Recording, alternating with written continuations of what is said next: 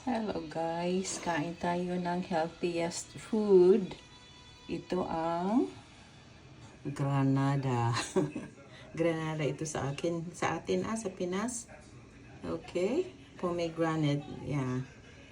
This is very healthy. Kaya, ayan na. Okay, ang sekreto daw is pagbukas mo, unahin mo itong puwet. This one. Yung puwet niya. And then pagka-open mo, sundin mo yung grove, yung may puti na linya-linya, i-cut mo at para hindi masayang mag-cut yung ibang laman. At yan, ganito na. Yan. I-soak mo sa tubig para lalambot siya at madali mo na lang matanggal. At yan na ang finished product.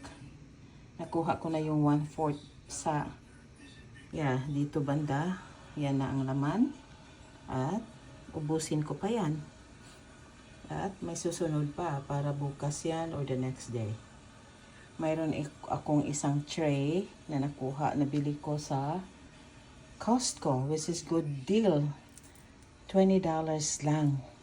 Ang ilang pieces yun? I think 8 pieces. Andoon yung box sa ilalim. Malayo. Hindi ko maano. And then, next time, ipakita ko, picturean ko yan. So, out of 8 pieces, so, 3 pa lang ang nakain ko. Pangatlo pa lang ito. So, marami pa doon. Anyway, aabot pa yan sa next day off ko. Sana mayroon pa sa next day off. Bibili ako. Okay guys, granada. Pomegranate. Very healthy, very healthy, very healthy. Talaga ito. Ayan. Salamat sa silip at sino pang sisilip. Maayong buntag. Tuesday ngayon, September 23, 2025.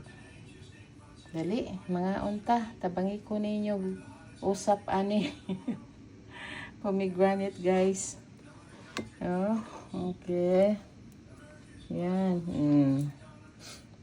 Apilis akong pamahaw. Nagkaon ako kuan. Kumain akong tinapay, toasted isa, plus yung itlog pala. Hindi pa ako nakakain ng itlog. Energy ko at sa kape. Kape. Okay guys, pasilip lang. Dagdag ito sa sa almusal ko ngayon. Itlog lang ang almusal ko at saka yung isang tinapay, isang sliced bread at ito. Yeah, kain tayo ng healthy para hahaba pa ang buhay, di ba? Discipline lang, nasa iyo yan kung gawin mo o hindi. Patuyang nagkakaog mga lami-lami nga unhealthy o asa ka pa dong 6 feet under the ground, di ba? Okay guys, pasilip lang. Very healthy talaga ang pomegranate or granada sa atin. Granada. Okay, yan na. Diyan ko i-end. Bye-bye.